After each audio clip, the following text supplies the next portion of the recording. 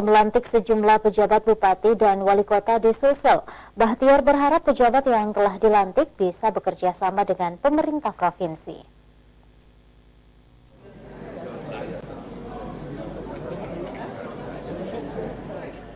Penjabat Gubernur Sulawesi Selatan Bahtiar Baharudin resmi melantik 3 PJ Bupati dan 1 orang wali kota, dilaksanakan di ruang pola kantor Gubernur Sulsel.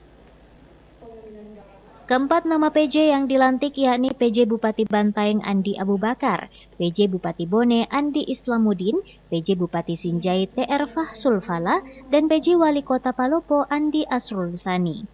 Setelah dilakukan pengambilan sumpah jabatan dan pelantikan PJ Bupati dan Wali Kota, Bahtiar kemudian melakukan pemasangan tanda pangkat, penyematan tanda jabatan dan penyerahan keputusan Mendagri kepada para PJ yang dilantik.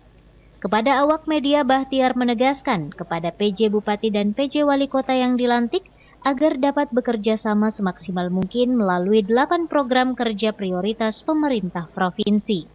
Selain itu, ia juga menegaskan agar semuanya dapat bekerja dengan serius dalam menjalankan tugas dengan turun langsung ke lapangan, melihat apa yang menjadi keluhan masyarakat maupun permintaan.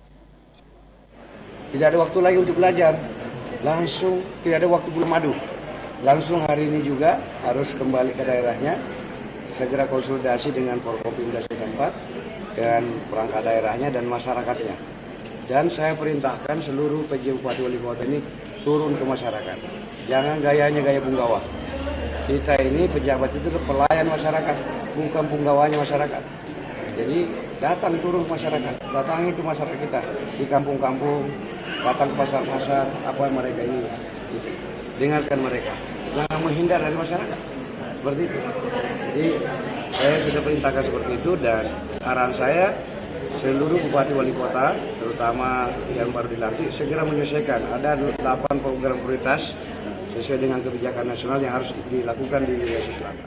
Selain itu juga Bahtiar berharap PJ yang dilantik tidak menjadi seperti para punggawa yang didatangi melainkan menjadi pengayom masyarakat dengan sering turun menemui warganya.